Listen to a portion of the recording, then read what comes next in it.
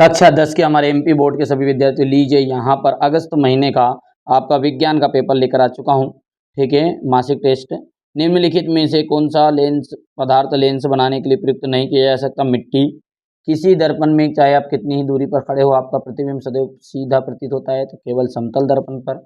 वैसे समतल और उत्तल दोनों ही इसके ऑप्शन सही है आपकी बुक के अनुसार। त्रैमासिक परीक्षा के लिए देखो, ये तो मासिक टेस्ट है, त्रैमासिक परीक्षा के लिए मैंने प्रॉपर आपके लिए 3 सेट तैयार कर लिए। कोई को पैसे देने की जरूरत नहीं, फ्री में सब कुछ फ्री में मैं आपको प्रोवाइड करवाऊंगा।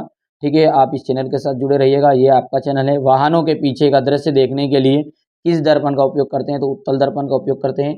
मानव नेत्र की में उपस्थित होता है, तो मानव नेत्र उत्तल लेंस की भांति कार्य करता है एक तरह का, मतलब।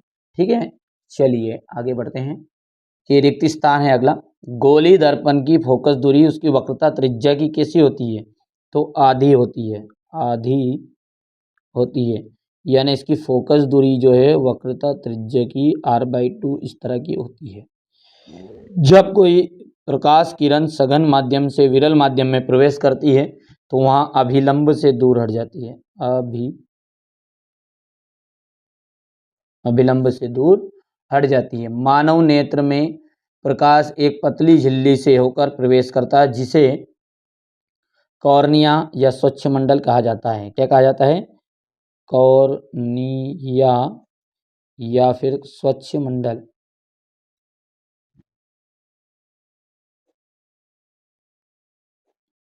मंडल कहा जाता है।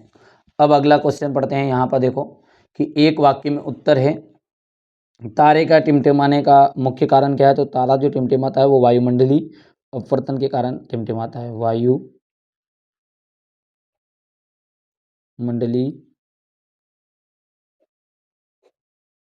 अपवर्तन के कारण टिमटिमाता। निकट दृष्टि दोष युक्त नेत्र के लिए प्रतिबिंब कहाँ बनता है? तो निकट दृष्टि दोष जो है उसके लिए प्रतिबिंब जो है वो रेटिना पर बनता है। ठीक है,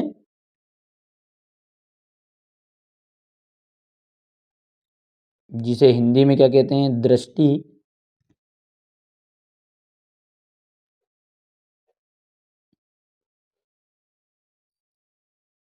दृष्टि पटल कहा जाता है।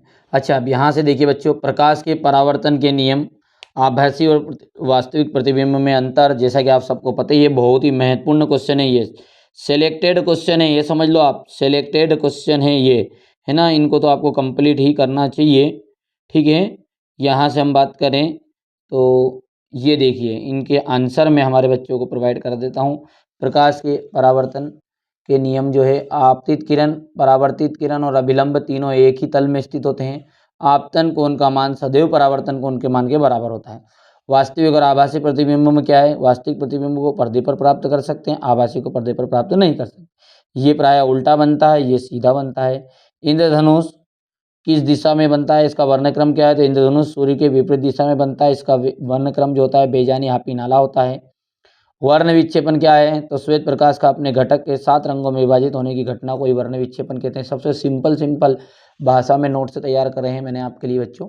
ठीक है, यहाँ से देखिए, कोई भी जो डॉक्टर है, देख लीजिए, ये कोई भी डॉक्टर जो है लेंस की क्षमता के संशोधक लेंस की फोकस दूरी ज्ञात की है, तो यह आंसर है यहाँ पे। ठीक है, इसका अथवा जो है ये आपका अभिसारी लेंस और अपसारी लेंस में अंतर जो है ये देख सकते हैं आप। ठीक है, हो गया। अब हम यदि बात करें दूरदृष्टि दोष की, तो दूरदृष्टि दोष का निवारण ये रहा, आपके सामने स्क्रीनशॉट ले लेना है आपको। ठीक है, टिंडल प्रभाव इसके अथवा में है, तो ये यहाँ से टिंडल प्रभाव कर लोगे, बोलो हाँ या ना। ठीक है,